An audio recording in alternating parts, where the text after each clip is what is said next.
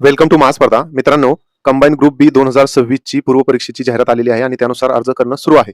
आता बऱ्याच उमेदवारांना ईडब्ल्यूएस असेल किंवा एनसीएल असेल याचं जे आर्थिक वर्ष आहे त्या संदर्भात घोळ आहे. म्हणजे जाहिरातीमध्ये त्यांनी 25-26 अथवा म्हणजे ऑर 2026-27 असा उल्लेख केलेला आहे. म्हणजे ही प्रमाणपत्र बऱ्याच उमेदवारांकडे आहेत, तरी पण त्यांना अशी शंका आहे की आमचं चालेल का नाही. काही उमेदवारांकडे 31/3/2027 पर्यंत व्हॅलिड असलेली प्रमाणपत्र आहेत. मग त्यांना असं लक्षात येणार की 26-27 आहे का मग 25-26 आहे. परंतु लक्षात घ्या एक गोष्ट की जरी तुमच्याकडे 1/4/2023 पासून एनसीएल काढलेला असेल तर त्याची 3 वर्षाची व्हॅलिडिटी असेल तर ते 31/3/2026 पर्यंत व्हॅलिड असणार आहे. मग मला सांगा 23 ते 26 हा कालावधी येतोय, याचा अर्थ मग त्यामध्ये 25-26 येणारच आहे ना. 2023 पासून जर 26 पर्यंत असेल तर त्याच्या मध्यभागी मध्ये हे 25-26 आहे. त्यामुळे ते प्रमाणपत्र चालणारच आहे. त्यामुळे घाबरण्याचं कारण नाही. फक्त ईडब्ल्यूच्या बाबतीत त्यांनी असं सांगितलेलं आहे की 1 एप्रिल 2025 पासून पुढे प्रमाणपत्र काढलेलं असावं.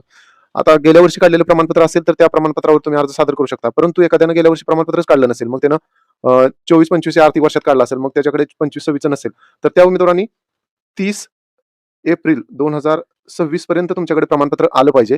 त्यांना अर्ज सादर करता येणार आहे. कारण इथं कास्टचा मॅटर आहे. कारण हे कास्टवर आर्थिकदृष्ट्या असलं तरी तुम्हाला तिथं तुम्ही मराठा असाल तर तुम्हाला ते काही ईडब्ल्यूएस मिळणार नाही. तुम्हाला एक स्पेसिफिक कॅटेगरीच्याच उमेदवारांना ते ईडब्ल्यूएस प्रमाणपत्र मिळतं. कारण तिथं तुम्हाला स्पष्ट सांगावं लागणार आहे की मी ईडब्ल्यूएस कॅटेगरीमधूनच येतो. त्यामुळे तुम्हाला 30 एप्रिल 2026 पूर्वीचे आर्थिकदृष्ट्या प्रमाणपत्र सादर करणं, अपलोड करणं अनिवार्य असणार आहे. एनसीएलच्या बाबतीत तसं काही सुद्धा नाही. कारण एससीबीसी काही उमेदवार असतील आता एससीबीसीचे, मराठा फक्त या उमेदवारांना एससीबीसीचा लाभ घेता येईल. मग ज्यांच्याकडे कुणबीचं प्रमाणपत्र असेल त्यांनी ओबीसी मधून अर्ज सादर करायला लागणार आहे. कारण त्यांच्याकडे प्रमाणपत्र असेल तर त्यांची कॅटेगरी ही ओबीसी मध्ये येते आणि ज्यांचं प्रमाणपत्र ओबीसीचा कोणताच कुणबीचा दाखला नसेल, पुरावा नसेल तर त्यांना एससीबीसी हे प्रमाणपत्र काढावं लागणार आहे.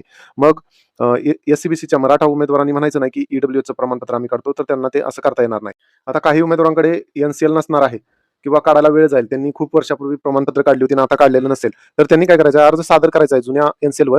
परंतु 2026-27चं प्रमाणपत्र तुम्ही लगेच काढून घ्यायचं आहे. 1-2 महिन्यात काढलं तर काय तुमची डॉक्युमेंट व्हेरिफिकेशन लगेच येत नाही. त्यामुळे ते प्रमाणपत्र व्हॅलिड असणार आहे. कारण त्याचा 17/2/2023चा शासन निर्णय आहे, जेडीचा जी आर आहे. त्यानुसार त्यांनी सांगितलं की त्या आर्थिक वर्षातलं प्रमाणपत्र सादर करण्याची अट दिलेली आहे.